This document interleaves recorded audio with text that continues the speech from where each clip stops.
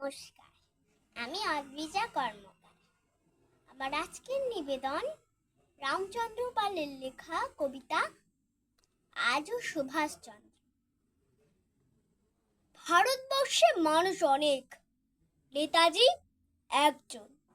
সব মানুষের বুকের মধ্যে তাহার সিংহাসন। চিরতরুণ দেশপ্রেমিক, চিররবীন প্রাণ, জন্মভূমির মুক্ত করার মৃত্যু সংগ্রাম।